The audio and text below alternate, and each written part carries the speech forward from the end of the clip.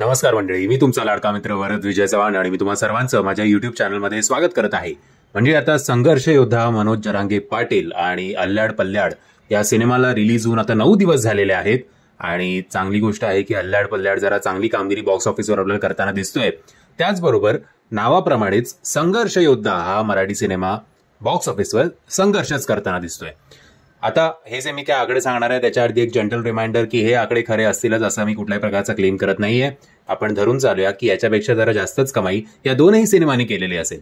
आता विविध वेबसाईट्सनुसार पहिल्या दिवशी संघर्ष योद्धा या मराठी सिनेमाने कमवले होते 8 ते 10 लाख रुपये, दुसऱ्या दिवशी 9 ते 12 लाख रुपये, तिसऱ्या दिवशी रविवारी 16 ते 18 लाख रुपये, चौथ्या दिवशी सोमवारी वर्किंग डे होता त्यामुळे थोडा ड्रॉप बघायला मिळाला, चौथ्या दिवशी 9 ते 12 लाख रुपये, पाचव्या दिवशी मंगळवारी आणि बुधवारी सुद्धा 6व्या दिवशी म्हणजेच 5व्या आणि 6व्या दिवशी या सिनेमाने कमवले 4 ते 6 लाख रुपये.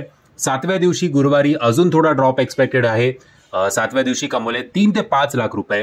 सेकंड फ्रायडेला म्हणजेच 8व्या दिवशी अजून गळती लागली आहे सिनेमाच्या कलेक्शनला, कारण 8व्या दिवशी असं म्हटलं जात आहे की 2 ते 3 लाख रुपयेच या सिनेमाने कमवलेले आहेत.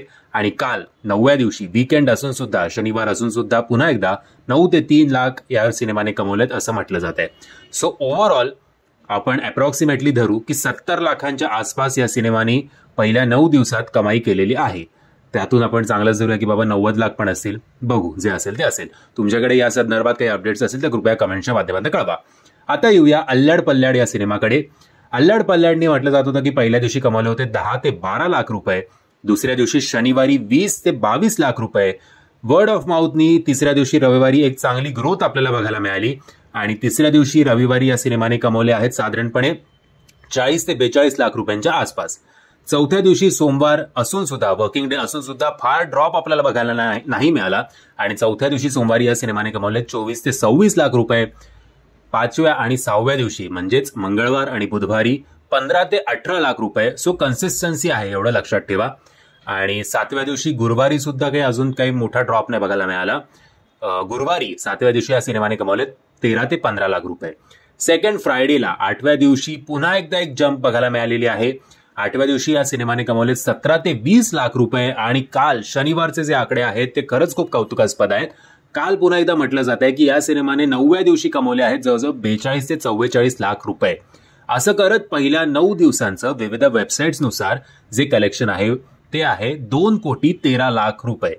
बट मला माहिती आहे की या फिल्म मेकर्स जे आहेत अल्ल्याड पल्ल्याडचे ते थोडं जास्त क्लेम करतायत की हे कलेक्शन तसं झालेलं नाहीये, थोडं अजून आहे. सो त्यांच्यानुसार माझ्या मते 9 दिवसाचं कलेक्शन असेल अकॉर्डिंग टू अल्ल्याड पल्ल्याडचे प्रोड्युसर्स साधारणपणे 2.5 कोटी रुपये.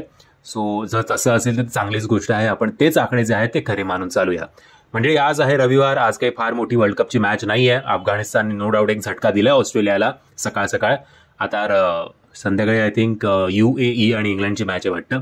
बट आज जर तुम्ही विचार करत असाल की आपण एक मराठी सिनेमागृहात जाऊन बघूया तर प्लीज या 2 सिनेमांपैकी तुम्हाला जो कुठला सिनेमा आवडेल त्याला प्लीज सिनेमागृहात जाऊन बघा. मी आशा करतो तुम्हाला हा व्हिडिओ आवडला असेल. जर तुम्हाला हा व्हिडिओ आवडला असेल तर प्लीज या व्हिडिओला लाईक, शेअर आणि चॅनलला सबस्क्राईब करायला विसरू नका. जय हिंद, जय महाराष्ट्र.